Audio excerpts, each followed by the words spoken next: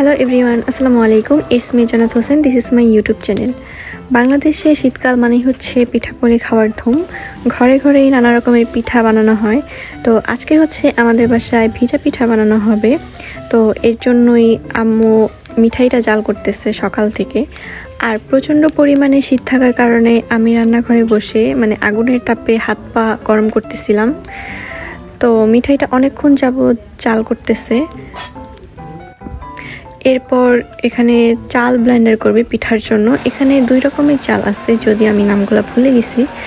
যাই হোক, চাল ব্লেন্ডার হওয়ার পরে এখন মা দুধ জাল করবে। এখানে আছে সম্পূর্ণই গরুর দুধ, এখানে কোনো রকমের পাউডার দুধ ইউজ করা হয় নাই। তো এটাকে জাল করতে করতে অনেক বেশি ঘন করতে হবে আর লাল করতে হবে। তো এটাকে আমি কয়েক ঘন্টা জাল করছি, দেন এইটার ফাইনাল লুক আসে এরকম। এমন লাল হয়েছে আর প্রচুর পরিমাণে ঘন হয়েছে, পুরাই খিসার মতো। এটা দিয়ে পিঠা বানালে অনেক বেশি টেস্ট হবে। তো এখন মা পিঠা বানানো শুরু করে দিছে। পিঠার খাজের মধ্যে পিঠার গুলিগুলা অল্প একটু করে করে দিতেছে। আম্মুর পিঠা বরাবরই খুব বেশি সুন্দর হয় অ্যান্ড টেস্ট হয়। এখন 2টা সরা দিয়ে এটাকে ঢেকে দিচ্ছে যাতে কোনো রকমভাবে হাওয়া না ঢুকে।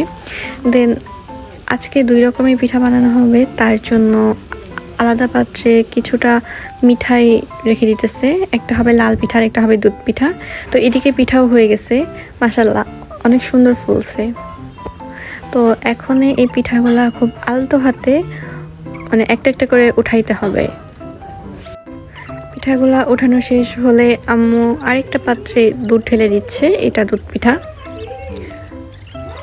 এটা পুরো রং চায়ের মতো লাগতেছে আমার কাছে।